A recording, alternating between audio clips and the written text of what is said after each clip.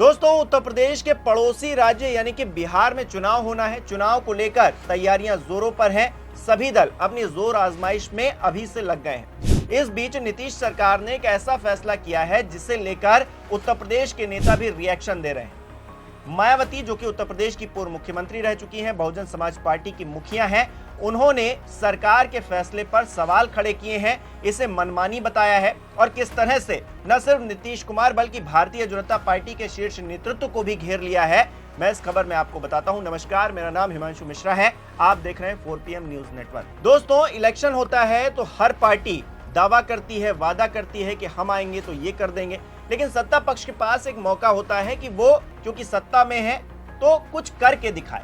तो इसी करके दिखाने के क्रम में नीतीश कुमार ने एक फैसला लिया है और ये फैसला कहीं ना कहीं उनके गले की हड्डी बन गया है। फैसला क्या है, इस खबर के जरिए देखिए। TV9 की एक खबर है, लिखा है पटना यूनिवर्सिटी, पटना विश्वविद्यालय के 5 कॉलेजों में लॉटरी से कैसे और क्यों हुई प्रिंसिपल की नियुक्ति, जाने वजह और प्रोसेस। नीचे लिखा है पटना विश्वविद्यालय के 5 कॉलेजों में लॉटरी के जरिए प्रिंसिपल की नियुक्ति की गई है। इनकी नियुक्ति की सिफारिश Bihar state university service commission यानी BSUSC की ओर से की गई थी। आइए जानते हैं कि ये नियुक्ति कैसे की गई और इसके पीछे वजह क्या है। खबर में आगे लिखा है, इन कॉलेजों में प्रिंसिपल की नियुक्ति का ये फैसला राज्यपाल सह चांसलर आरिफ मोहम्मद खान के आदेश के बाद लिया गया ताकि कॉलेजों में प्रिंसिपल की नियुक्ति की कथित गड़बड़ियों को रोका जा सके। नीचे लिखा है, Bihar state university service commission की ओर से अनुशंसित कैंडिडेट्स की पोस्टिंग लॉटरी सिस्टम से की गई। इसकी निगरानी एक सदस्यीय समिति ने की, जिसकी अध्यक्षता पटना यूनिवर्सिटी के VC ने की। पटना विश्वविद्यालय के 5 कॉलेजों के मामले में नामों को कुलपति अजय कुमार सिंह, रजिस्ट्रार शालिनी और चांसलर के प्रतिनिधि रहमत जहान की अध्यक्षता वाली एक समिति द्वारा सर्वेक्षण किए गए ड्रॉ के माध्यम से चुना गया। अब इन 5 कॉलेजेस में किसके किसके नाम शामिल है ये भी जान लीजिए जल्दी से। बुधवार को विश्वविद्यालय से संबंधित 5 कॉलेजों में प्रिंसिपल नियुक्त किए गए हैं। इसमें हैरान करने वाली बात यह है कि महिला कॉलेज का प्रिंसिपल पुरुष को बनाया गया है, तो वहीं होम साइंस की teacher Suheli Mehta commerce college की प्रिंसिपल बन गई हैं। कॉलेजों के नाम भी नीचे लिखे हुए हैं। पहला मगध महिला कॉलेज नागेंद्र प्रसाद वर्मा, इतिहास JP विश्वविद्यालय छपरा। दूसरा पटना कॉलेज अनिल कुमार, रसायन विज्ञान UP स्थित कॉलेज। तीसरा Patna science college Alka Yadav, home science महिला कॉलेज हाजीपुर, यहाँ पहली बार कोई महिला प्रिंसिपल की नियुक्ति हुई। चौथा वाणिज्य महाविद्यालय सुहेली मेहता, होम साइंस मगध महिला कॉलेज। पांचवा पटना लॉ कॉलेज योगेंद्र कुमार वर्मा। हालांकि दोस्तों, इन नियुक्तियों को लेकर सवाल किस तरह से मायावती ने खड़ा किया है, उनके ट्वीट के जरिए देखिए। मायावती अपने ट्वीट में लिख रही हैं, बिहार के प्रसिद्ध पटना विश्वविद्यालय के 5 प्रतिष्ठित कॉलेजों में लॉटरी की नई व्यवस्था के तहत प्रिंसिपलों की नियुक्तियों का मामला दिलचस्प होने के कारण देश भर में खासकर मीडिया व शिक्षा जगत में काफी चर्चाओं में है। स्थापित परंपरा से हटकर लॉटरी के जरिए नियुक्ति की एक प्रकार से विचित्र व्यवस्था लागू करने के कारण केवल कला यानी कि आर्ट्स विषयों की पढ़ाई वाले 1863 में स्थापित पटना कॉलेज में केमिस्ट्री के प्राध्यापक प्रोफेसर अनिल कुमार प्राचार्य बन गए, जबकि बिहार विश्वविद्यालय में गृह विज्ञान की प्राचार्य प्रोफेसर अलका यादव विज्ञान की उच्च शिक्षा के लिए प्रख्यात पटना साइंस कॉलेज की नई प्रिंसिपल नियुक्त हुई हैं। इतना ही नहीं बल्कि इसी प्रकार की नियुक्ति वाणिज्य महाविद्यालय में भी हुई है। यहाँ पहली बार कला संकाय की महिला प्राध्यापक डॉक्टर सुहेली मेहता प्राचार्य बनी है। हालांकि उनके विषय की पढ़ाई यहाँ इस कॉलेज में नहीं होती है। साथ ही महिला शिक्षा जगत में प्रसिद्ध मगध महिला कॉलेज को लंबे इतिहास में दूसरी बार पुरुष प्रिंसिपल मिले हैं।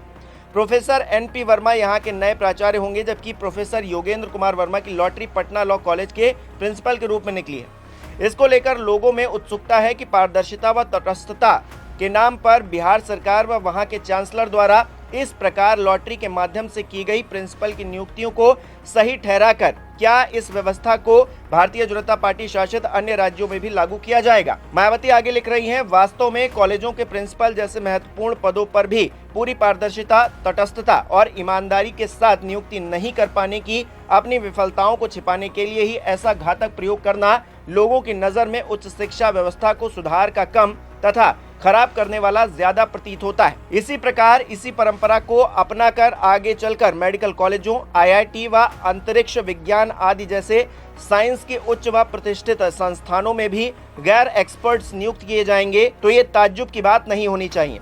मायावती आगे लिख रही हैं, वैसे हमारी पार्टी का ये मानना है कि किसी भी विशिष्ट क्षेत्र में इस प्रकार की मनमानी वाला विकृत प्रयोग न किया जाए तो उचित है और इससे पहले कि ये रोग गंभीर होकर और ज्यादा फैले, केंद्र की सरकार को इसका उचित व समुचित संज्ञान लेकर जन व देश हित में जितनी जल्द कार्रवाई करें उतना बेहतर, ऐसी सभी को उम्मीद है। अब देखिए किस तरह से मायावती ने केंद्र सरकार को भी घेर लिया, बिहार सरकार के इस फैसले को भी घेर लिया, क्योंकि आरिफ मोहम्मद खान की तरफ से ये फैसला लिया गया था तो उनको भी घेर लिया। इस फैसले को लेकर हालांकि हंसी मजाक भी सोशल मीडिया पर खूब बन रहा है और इस तरह का फैसला चुनाव से पहले लिया गया है तो ये कहीं ना कहीं भारतीय जनता पार्टी को, नीतीश कुमार को डेंट करने वाला साबित हो सकता है, क्योंकि फैसला तो ये सोच कर लिया गया होगा कि चुनाव में इसका फायदा होगा कि देखिए हम पारदर्शिता ला रहे हैं सिस्टम के अंदर, लेकिन ये जो लॉटरी व्यवस्था निकाली गई है कि आप किसी को कहीं पर भी बैठा दे रहे हो।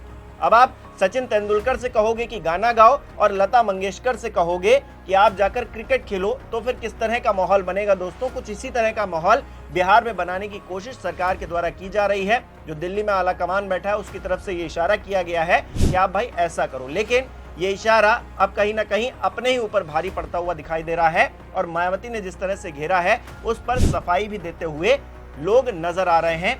खुद आरिफ मोहम्मद खान जो कि वहां राज्यपाल हैं, बहुत ही पढ़े लिखे व्यक्ति हैं, बहुत ही सम्मानित व्यक्ति हैं, मैं भी उनका सम्मान करता हूं, लेकिन जिस तरह का फैसला उन्होंने लिया है सियासी तौर पर वो खुद भी फंस गए हैं। क्या सफाई दे रहे हैं जरा देखिए। पटना के जिन कॉलेजों में प्रिंसिपल का चयन लॉटरी सिस्टम की मदद से किया गया उसको लेकर राज्यपाल ने कहा है कि पिछली बार इस तरह की नियुक्ति में कई शिकायतें मिली थी, इसी को ध्यान में रखते हुए ये सिस्टम अपनाया गया है। ये पूरी प्रक्रिया 3 सदस्यीय कमेटी की देखरेख में की गई। दूसरी तरफ राज्यपाल के इस फैसले पर कई राजनीतिक दलों ने आपत्ति जताई है, जैसा कि मैंने मायावती का आपको ट्वीट भी दिखाया। इसके अलावा सीपीआईएम विधायक अजय कुमार ने कहा है कि होम साइंस के प्रोफेसर ह्यूमैनिटीज साइंस का डिपार्टमेंट कैसे संभाल सकते हैं। ये स्पष्ट रूप से दिखाता है कि सरकार की शिक्षा को लेकर कोई प्राथमिकता नहीं है। राज्यपाल के इस सिस्टम का जेडीयू ने बचाव किया। हालांकि एमएलसी नीरज कुमार ने कहा है कि इस मुद्दे का बिल्कुल भी राजनीतिकरण नहीं किया जाना चाहिए। ये निर्णय विश्वविद्यालयों के कुलाधिपति की तरफ से लिया गया है और राज्य सरकार की इसमें कोई भूमिका नहीं है। यानी कि जेडीयू तो अपना पल्ला झाड़ रही है, लेकिन क्योंकि